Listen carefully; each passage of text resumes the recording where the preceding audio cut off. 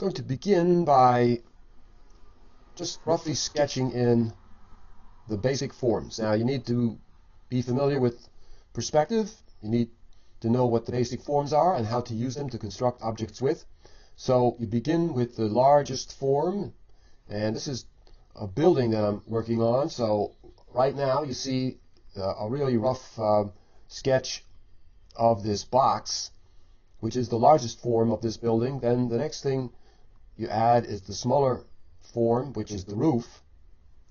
And I'm not being precise here with the perspective. I'm just explaining to you that you need to begin your drawings and paintings this way with the basic forms in correct perspective. Then you break down the largest forms to smaller forms. Then keep rhythm in mind. And you'll notice that there's a triangle shape here and one here, and that establishes a rhythm.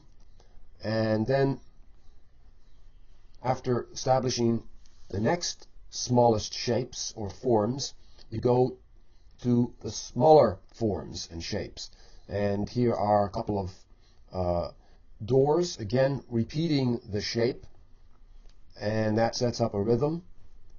Also right here I'm indicating a window, again repeating this similar shape that you see here and here, establishing a rhythm. When you do your paintings, just roughly sketch them in. Don't be too precise, too tight. If you're going to paint buildings like this and you really tighten up and start working on details, what you end up with is a pretty dead-looking building. Many of the great paintings of buildings that you see done in watercolor, for example, the artist keeps the whole building loose. Even distortion enters into the building. He or she doesn't add really straight lines that look like they were drawn with a ruler. That just deadens the whole painting.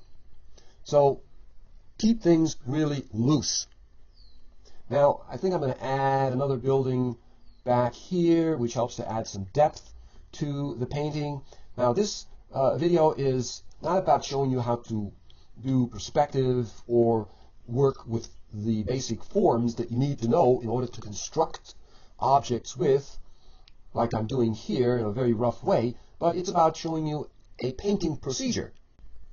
Before I begin painting, I'm going to bring in the color wheel, and hopefully you're familiar with the color wheel. If you're not, it's very important that you learn the color wheel, know the colors of the color wheel and where they are located on the color wheel.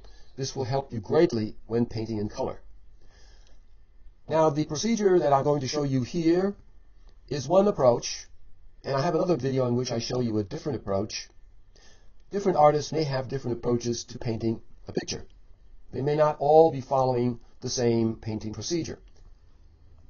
So with this painting procedure that I'm going to be showing you, I'm going to begin with color variety. The way you get color variety is not by using, let's say, one green to paint a bush. It means that you use a variety of greens.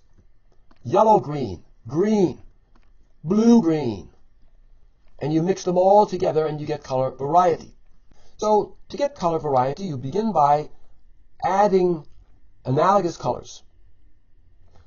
Then, in addition to the analogous colors, you add more strongly opposing colors. And those colors are colors that are further away from these analogous colors on the color wheel. Such as, for example, red is further away from green, and red is, of course, the complement to green. So that red could be added into the mixture like this, just a little bit, and the addition of that complementary color enhances these analogous colors. But it doesn't have to be a complement. It can be an opposing color that opposes these analogous colors that are selected to a lesser degree. So therefore, I could add orange instead of red to the analogous mixture of colors. Thereby again, adding a color that opposes the analogous colors and thereby helps to enhance those analogous colors and introduces warmer colors, so that I end up with color variety that has both cooler colors and warmer colors within the color mixtures.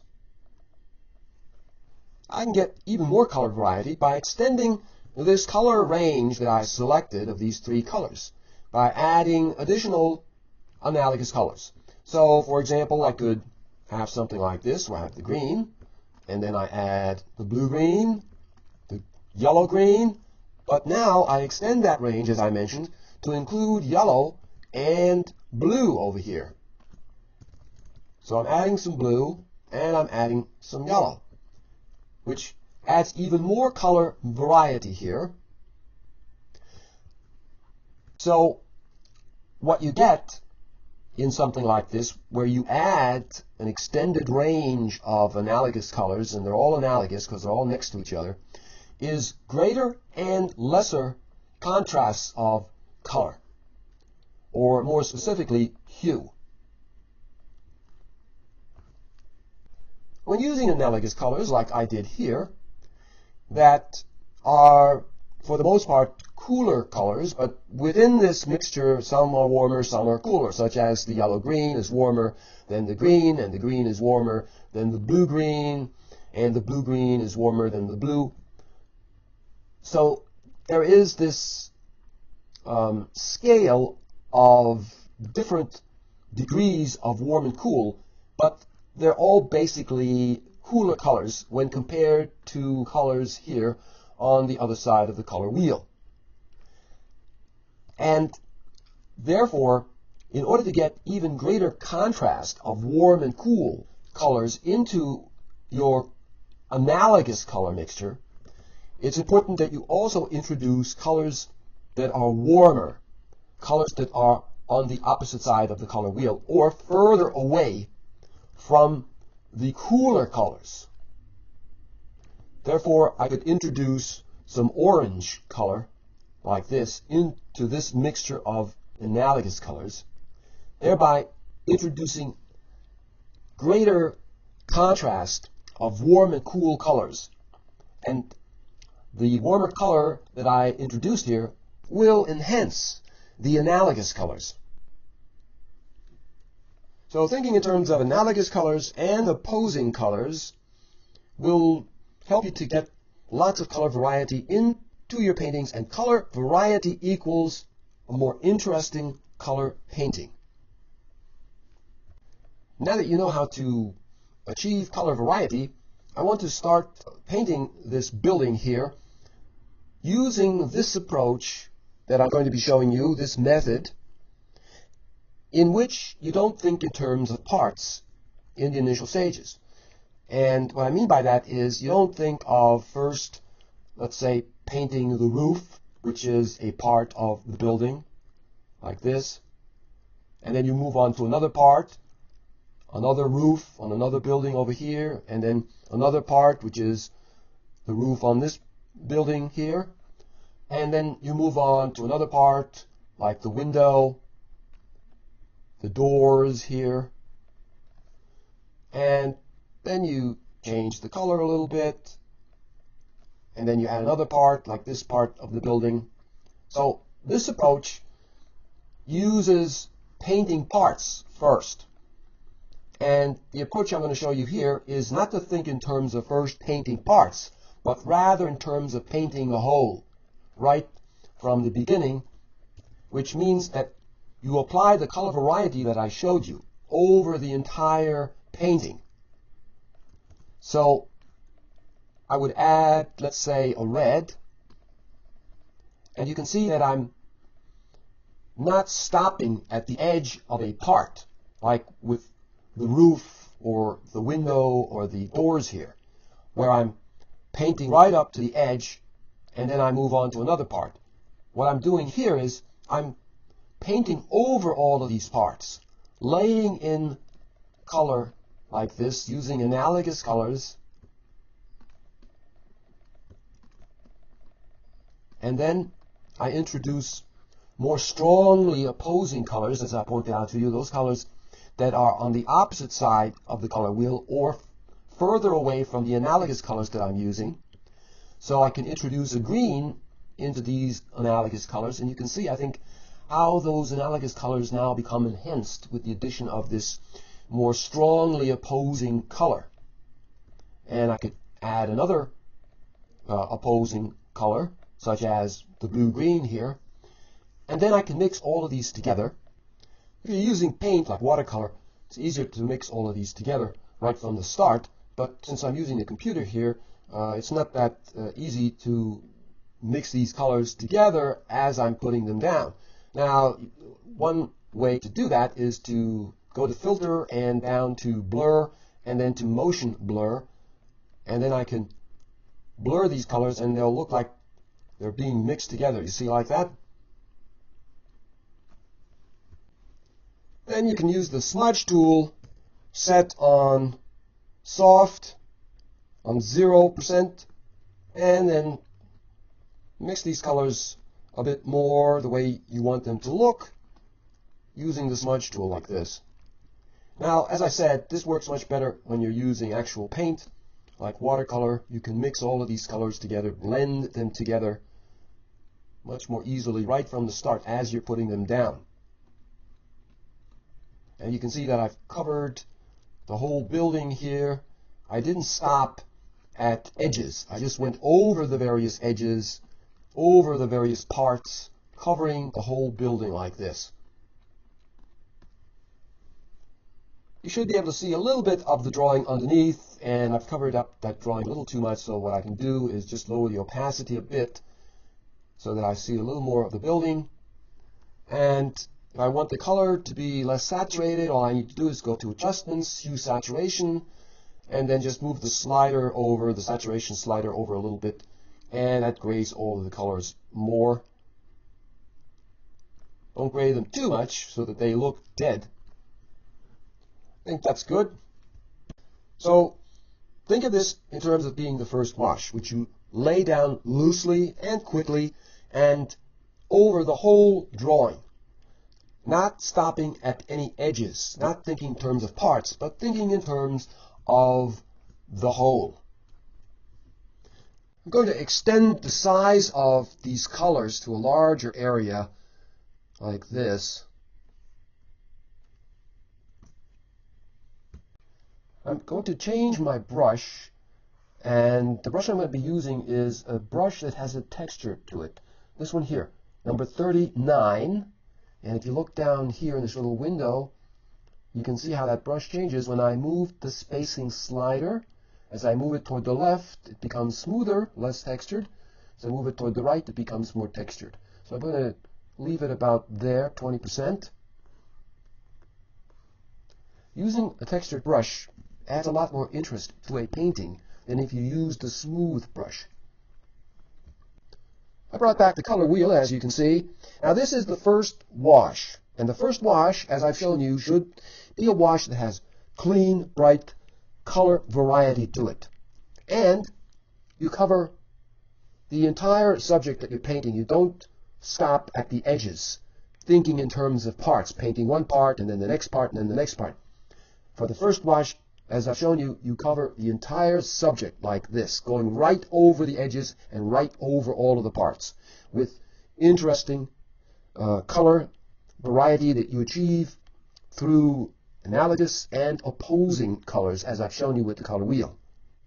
Now comes the second wash. The second wash consists of separating the various parts through adding different values. And you add the darks first. Those darks that are the result of the local value of the object, the actual value the object has, and the darks created by shadows.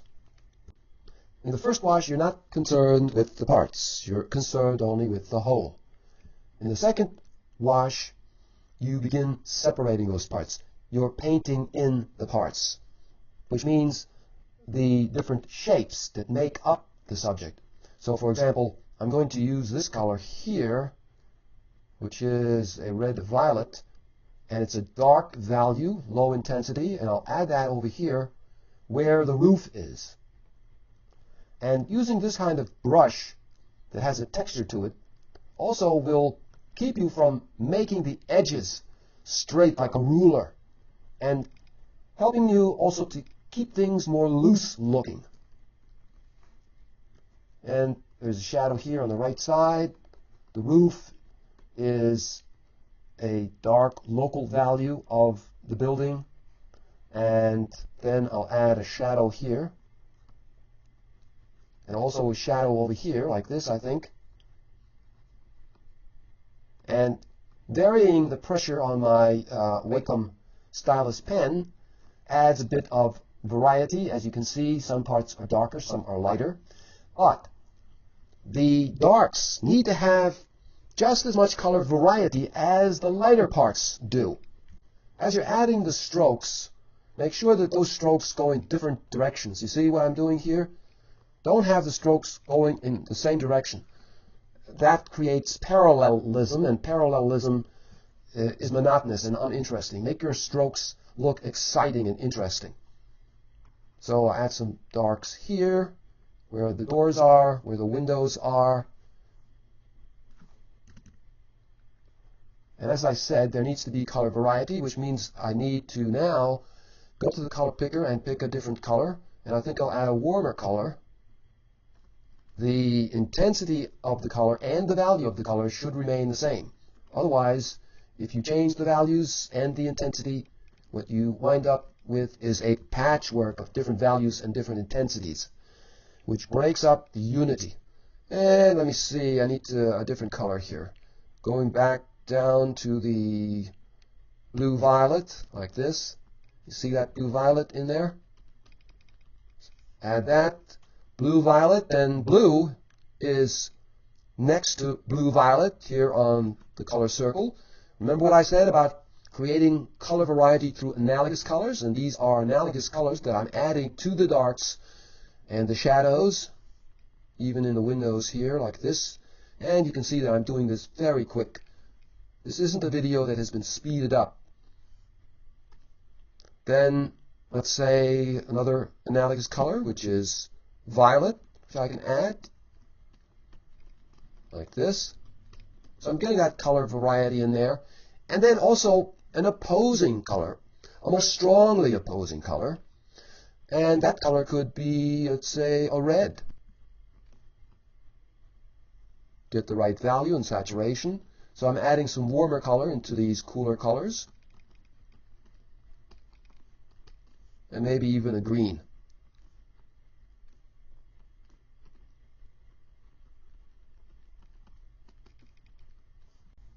After you've added the darks, the next thing to do is to turn your attention to the midtones. And some of those midtones have already been established by this first wash here. I'm going to select the red, go to the color picker, and darken it a bit, and gray it, and add it right there like that. And also on these other parts of the building. And thinking of analogous colors to get color variety, I'll select a red-orange. Again, lowering the value and saturation to be similar or the same as the value and saturation of the red that I just added. And I think I'm going to go a little bit lighter in value.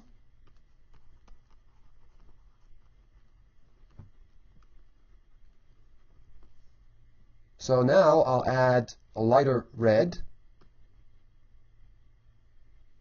a bit more saturated. I think that works better. Getting that color variety through analogous colors. So another analogous color is orange. Something like that. And a color that's somewhat cooler, red-violet, which is right next to the orange, cooling down the front of the building here a little bit, like this. And now I'll also add opposing colors that are on the opposite side of the color wheel. Remember, color variety is achieved through analogous colors as well as the addition of more strongly opposing colors, such as the complementary color to one of the analogous colors. I'll pick up the green, which is complementary to the red, lower the intensity and value somewhat, and then add that. Now it has to be changed a little bit. Something like this. So that adds a cooler note of color to the warmer colors and helping to enhance those warmer colors. Background needs to be made lighter in value, like this. Adding a yellow helps to make the building stand out better against its background. You see how rough everything looks with this textured brush that I'm using. So I don't have to worry about making things look too mechanical, too straight, too dead looking.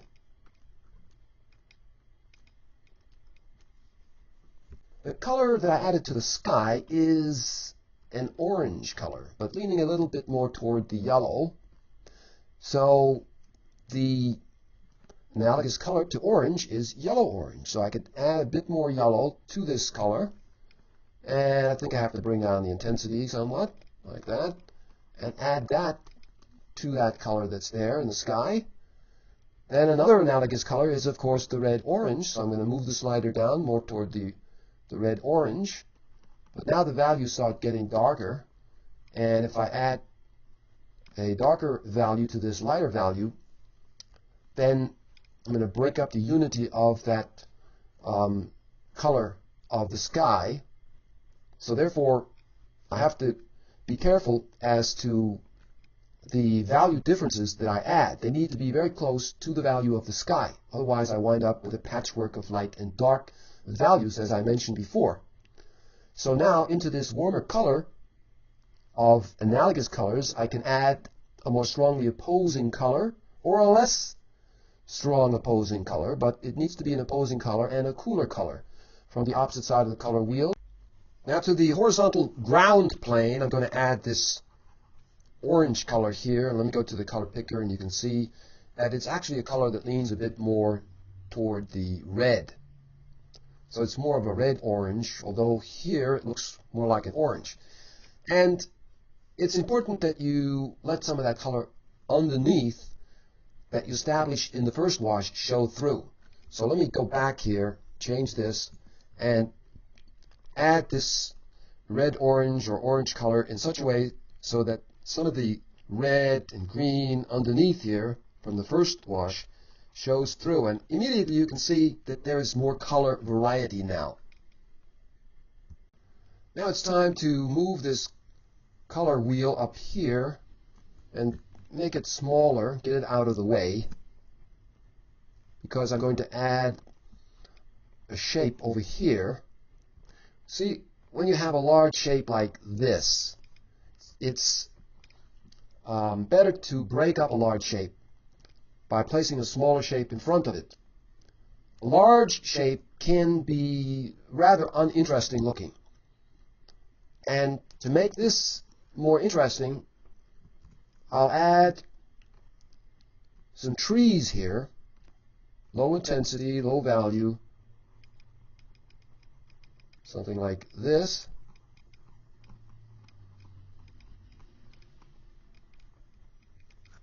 And then the trunks of the tree.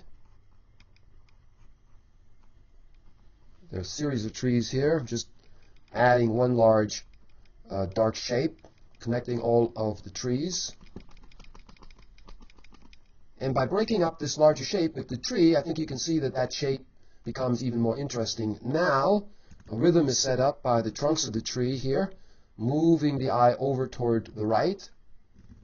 And also, this large mass, this shape of the tree is a shape that leads over toward the building. Now I need to add more color variety to these green trees, and I could do that by adding analogous colors. So coming up here to the color wheel, one of the analogous colors to green is the blue-green right there. So I could pick that up, go to the color picker, reduce its saturation and value, and add a little bit of that color to the green like this. Then I could drop down another color, which is the blue right there on the color wheel. Select the color picker and add a bit of blue. In addition to these colors, I'm going to add another color that is analogous to the green, which is this one, the yellow-green. Pick up that from the color wheel, go to the color picker, reduce the intensity and value a little bit, and add that over here like this. So I have different greens and different colors within this green mass of trees. And now I can also add an opposing color, or colors from the opposite side of the color wheel, to add some warm colors into this cool mass of colors, thereby giving a bit more color vibrancy and interest to that mass of greens, as well as the other hues that I added. So I could maybe add an orange color, a little bit like that, you see, just a little bit. Don't overdo it, because then you end up with breaking up that mass of green colors too much, and you end up with maybe an orange looking tree. I'll pick up some of the green from that tree and then come over here to where the building is and add some bushes, which helps to add more interest to the front of the building. And then a bush over here. Darken the value somewhat. A little too dark. Save your darkest darks for accents at the center of interest, to draw attention to the center of interest. And maybe some bushes over here as well.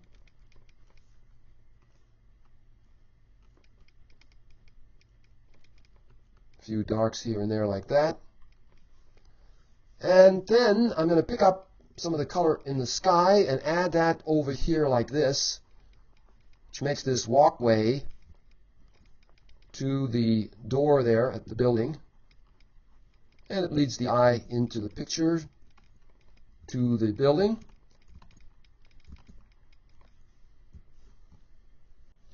As you can see, everything is in a state of flux, everything is changing, everything is about the larger masses of color and value. You don't focus on details at this stage. Details are added last. It's the big shapes of color and value that you need to get down first. And the nice thing about having established all of this color variety is that now you can start picking up colors from various parts of the painting and then repeating those colors, like what I just did here. I picked up the color on the front of this building here, and now I'm adding it over here like this. And I can add a little bit of green also within the ground area here. A little bit of blue as well. Lighter blue is what I need. Warmer color, cooler color. You can see the cooler color right there. Then there's the warmer color, cooler color. And I can continuously keep picking up colors from different parts of the painting and then repeating those colors throughout the painting, thereby also helping to create more unity and tying the whole painting together through this color repetition. I think I'll add some darker color to the foreground, just a little bit like this, to help add a bit of depth to the painting. Darker colors in the foreground, lighter colors further back helps to add some depth. And I think I'll add a touch of white right here. It's an off-white, which indicates a figure here. And that figure is the center of interest. The eye is drawn right to the center of interest, like this. Even the tree here, its shape draws the eye over to the building, and the bushes also lead over toward the figure.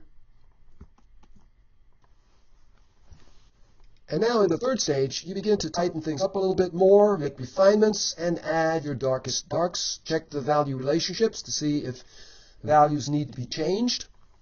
So what I'm going to do is add a really dark to the shadow here, indicating a window. Keep things loose. Don't tighten up too much. And you can see me make these refinements here a bit, but keeping the regularity of the edges of the shapes, not tightening up too much, just making the necessary refinements and value and color adjustments.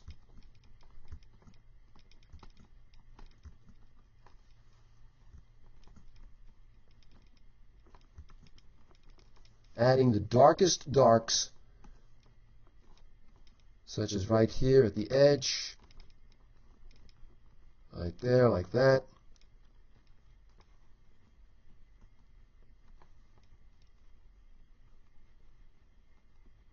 Where the roof is, giving some definition to that part of the building.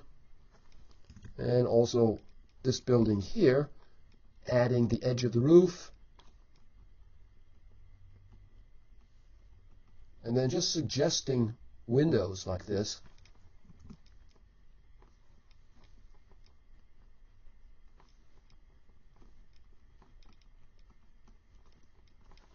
I think I'm going to reduce the size of this color sketch to about that size, I think. And now, in addition to what I've been showing you about how color variety can be achieved, what can be done is to drag your brush over these colors and let some of the colors underneath peek through. And I'm going to apply a green over these warmer and cooler colors. So it's this green that I'm applying, and you can see that there is this broken color, allowing some of the color underneath to come through. And then I'm varying the color, warmer, cooler, brighter, lighter, darker, analogous colors, green, then moving on to more of a blue-green, like this. But I'm not covering up the colors underneath completely, as you can see.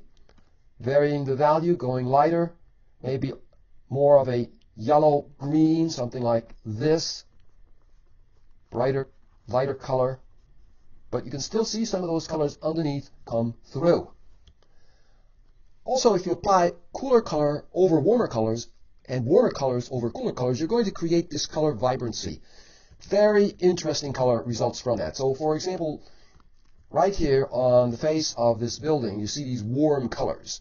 What I could do is select a cool color, such as blue, and then apply the blue over these warmer colors like this. And again, in such a way so that I don't cover up the colors completely, but I let some of them come through, thereby creating this contrast of warmer and cooler colors. And this helps to add a vibrancy of color and make the surface much more interesting because of this color variety that results from this. The sky is a warmer color, so I'm going to select a blue, which is of course a cooler color. Get the right intensity, the right value, the right blue, and then add that to the warmer color, but it's too desaturated and too dark. So I have to find the right blue, maybe that one. I think that's good for now. And you can see that I'm not covering up the color underneath completely, but I'm letting some of that warmer color peek through the cooler blue applied on top. And then, remember what I said, don't use just one color. Don't use just one blue. Don't use just one green. So therefore, I need to change the blue to something like this and add that to the blue that's there, adding even more variety of color and varying the value. Also, what I'm going to do is move the slider down to a blue that's more of a blue-green, something like that maybe, and adding that to the sky color as well. So I have all this variety of color in the sky now. See how interesting that sky looks? Using the eraser, I'm going to erase some of this color from the sky that's spilling over onto the roof, like this. clean that up a little bit.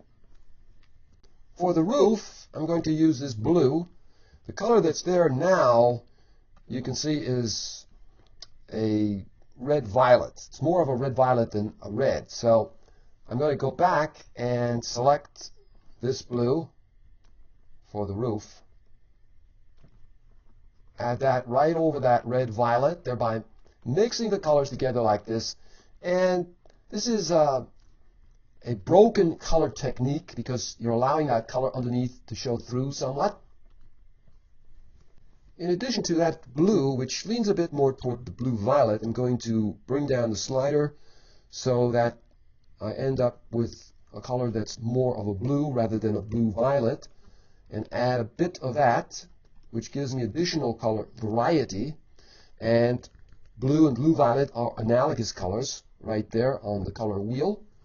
So I'm using that principle of applying analogous colors to create color variety. And the colors remain brilliant if the colors that you mix are analogous to each other. But then as you move further away from analogous colors, like to the colors on the opposite side of the color wheel, then the colors become more grayed, less brilliant. As you work on your painting, the painting will change because you're going to discover things as you're working on it that you didn't see in the initial stages. For example, in this painting, I'm going to change the windows.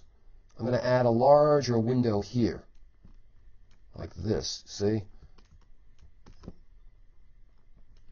Add a darker value to that window,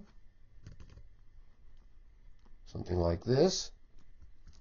These kind of changes will inevitably happen, especially if you begin the painting without first having done the thumbnail sketches that I've shown you in some of my other videos. They should be done first. I didn't do it for this painting, and that's also one of the reasons why I have to make these changes now, such as make this window larger, and there are going to be other changes, I'm sure, that I'm going to be making as I continue working on this painting.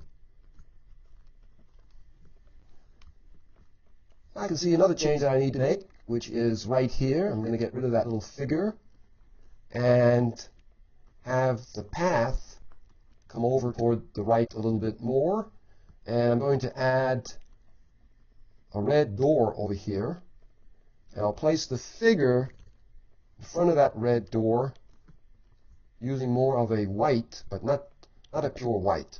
It's going to be an off-white that leans a bit more toward the blue. So this is just a rough indication of a figure there for now. So I'm placing a cool color, the blue of the figure, against the warm color of the red door.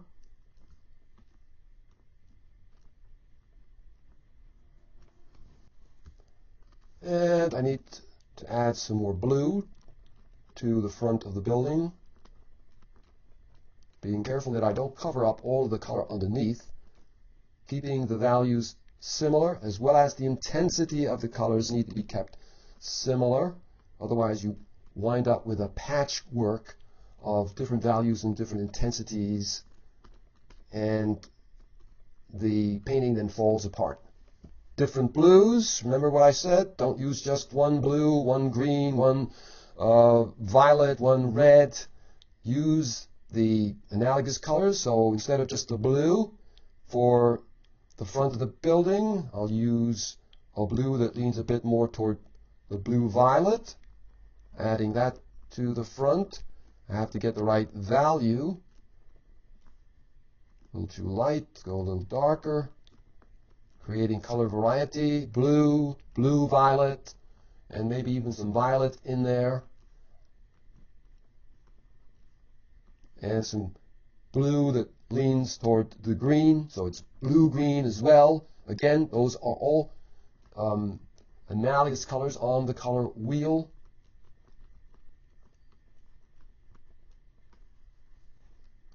And add a color over here, which is a little different to the blue-green. Now this is a technique, and when you're using paint, this is referred to as scumbling. You load up your brush with paint, and then you have a colored surface, and then you drag that brush with the paint over that colored surface in such a way so that you allow some of that color underneath to show through, as I've shown you here with the computer. But it can be done, of course, using paint and a brush. Now, another thing I want to mention is the importance of repeating color. So the blue on the building needs to be repeated throughout the painting. So I'm adding some of that blue to the foreground like this, you see? That helps to create unity, unifies all the parts. These things are so important, and so many of these videos that you see on art just don't mention these important things. Now, not sure why. Either they don't know about this, or they're just holding off and waiting for you to buy their DVD or video in which they might touch upon these things. But they're so important that they need to be told. If you're going to become an artist, you need to know these things. Otherwise, your paintings are always going to fall short of being really good. The trees in the foreground need to be made somewhat darker in value.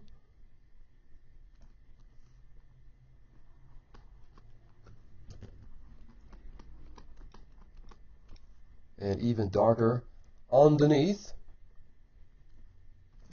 Shadows gather underneath, but make sure that the shadows underneath for any kind of object, but especially trees, are dark like this because the light can't get to it. Reflected light can get there, but not the direct light. So that part underneath trees is darker. At this stage, you're not concerned with details, just the big shapes, the big masses of color and tone. Don't start adding little shapes and little details at this stage. You have to get the big masses correct, and they need to be in balance. Now, I think I need to add something over here on the right side to balance the weight that is over here. There's just not enough weight on the right side. So I'm going to pick up some color here and just add this tree, which gives me a dark value on the right side that helps to balance the painting more. Go for the mood, the impression, rather than a realistic rendition of the subject that you're painting. The camera does that better. What you need to do is recreate reality into a new kind of reality, where the impression of the object, the way that you have transformed it, becomes more important than the details. Now, it's important that you use your creativity to transform the subject and not wind up with a painting that just duplicates reality. If you do that, then there's no creativity involved. Creativity enters in when you begin to change things, change the subject, change the colors, the shapes, the sizes, and all of the other things that are part of making a great painting. I'm going to add some more green, and maybe something like this, to the foreground, cooling the green as it moves further back and graying it a bit more, something like this.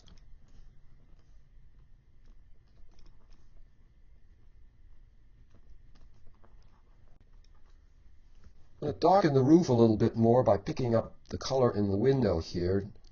I think that's good. And again, I'm applying it in such a way so that some of the color underneath shows through. It's not entirely lost. You can see how much color variety there is here by using these methods that I'm showing you. That's how you get the kind of color variety that you see in the paintings that really stand out and catch your attention through their color. I'll add some shadows to the front of the building, and I'm going to select a violet. It leans a bit toward the blue, and I'll add that right there and right there as well, adding additional color variety. And I think I'll add some awnings to the windows. Blue awnings. One there, and another one here, and another one here as well. I'll also add some bushes to the front of the building here, like this, and to the other side, running right across the picture like that.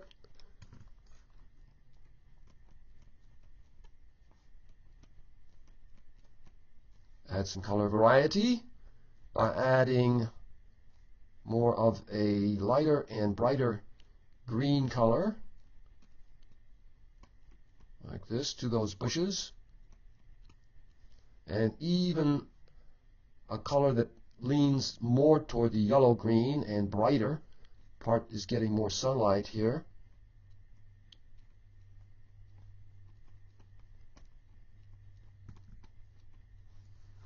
Going to pick up some blue from the sky and then add it right over this warm color where this path is. You see right there? And again, using the broken color technique, allowing some of that warmer color to peek through and thereby helping to create interest. And I think I'll vary that blue to one that is a bit more blue-green, adding a little bit of the blue-green and a little bit of the blue-violet. Again, I'm using analogous colors. And then into those analogous colors, if you recall, you need to add opposing colors that oppose those analogous colors more or less.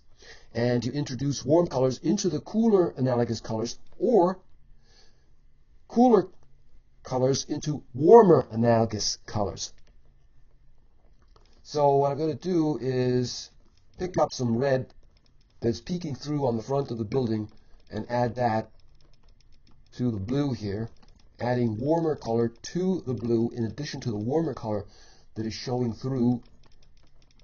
So something like that for now.